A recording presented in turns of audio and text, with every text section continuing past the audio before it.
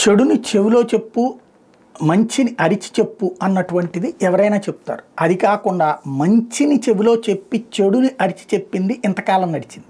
ఇప్పుడు నడుస్తున్నటువంటిది మళ్ళీ పాత ఒరిజినల్ సిద్ధాంతాన్ని ఫాలో అవుతున్నారు. అంటే రాజకీయ ఎజెండాలతో నడిచాడు. ఇప్పుడు ఫర్ ఎగ్జాంపుల్ విశాఖపట్నంలో రిషికొండ మీద అద్భుతమైనటువంటి కట్టడాలు. ఆఫ్టర్ ఆల్ 500 కోట్ల రూపాయలు. ఆఫ్టర్ ఆల్ అంటే మనలాంటి వాళ్ళకి ఆఫ్టర్ ఆల్ అని కాదు, రాష్ట్ర బడ్జెట్టు, రాష్ట్ర పరిస్థితులు లేదా ఇతర ప్రాజెక్టులకు ఖర్చు పెట్టిన దాంతో పోల్చుకుంటే 500 కోట్లతో అద్భుతమైనటువంటి సుందర భవనాలు ప్రభుత్వానికి కట్టించారు. కానీ దాన్ని దుర్మార్గంగా చిత్రీకరించారు. అదే సందర్భంలో అమరావతికి సంబంధించినటువంటి దాంట్లో గతంలో లీక్ అయినటువంటిది, కట్టడాలలో లీకులకు సంబంధించి కావాలని చేశారు, ఇట్లాంటిదంతా నడిచింది. సరే 2014 తర్వాతనే కదా, 2016-17 తర్వాతే కదా అమరావతి ప్రాజెక్టులు కట్టింది. దాంట్లో లీకులకు జరుగుతుంటే సిటీ ఎడిషన్కి పరిమితం చేసినటువంటి పరిస్థితి. రాజధాని చిహ్నం చిన్నబోయింది. అమరావతిలో మనం విజువల్గా చూపించేటటువంటి బుద్ధుడు కూర్చున్నటువంటిది, దాన్ని ధ్యానబుద్ధ ప్రాజెక్ట్ ఏదైతే ఉందో అందులో 2015లో తెలుగుదేశం వాటి ప్రభుత్వం విగ్రహాన్ని నిర్మించి అందుబాటులోకి తెచ్చిన తర్వాత అమరావతి చిహ్నంగా కూడా చేస్తే దాంట్లో ధ్యానబుద్ధ ప్రాజెక్టుకి సంబంధించి గత ప్రభుత్వం గాలికి వదిలేసింది. దీంతో విగ్రహం పరిసరాలు కళాహీనంగా మారినాయి. విగ్రహానికి కొన్ని చోట్ల రంధ్రాలు పడ్డాయి, పలు చోట్ల మొక్కలు మొలిచి పెద్దవవుతున్నాయి.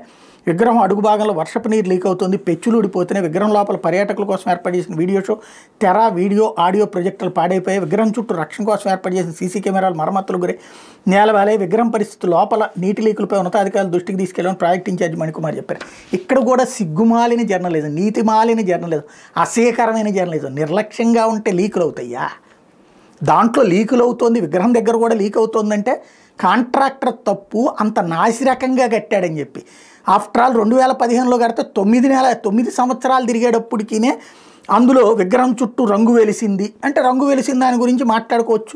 ఇప్పుడు కూడా రంగులు వేసుకోవచ్చు. అసలు రంగు వెలిసేటటువంటి రంగు వేయడం ఏంటి దానికి? సరే పోనీ అది ఏది టేక్ ఇట్ యాజ్ గ్రాంటెడ్ అనుకుందాం. పగిలిపోయిన విగ్రహాలు, లీకులు అవుతున్నటువంటి ఇవి అంటే ఏంటి? ఆ కాంట్రాక్టర్ ఎంత తిన్నట్టు ఇంత దిక్కుమాలింగా కట్టడం ఏంటి? అట్లాగెట్లాగ లీకులు అవుతుంది అసలు?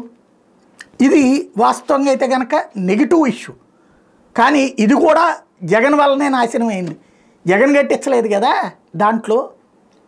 ఇక్కడ తేడా అదే నడుస్తుంది. ప్రతిదీ తప్పు ఒకళ్ళ చేస్తారు, నెపాన్ని ఇంకొకళ్ళ మీదకి నెట్టే జర్నలిజం ఆంధ్రాకి శాపంగా మారుతోంది.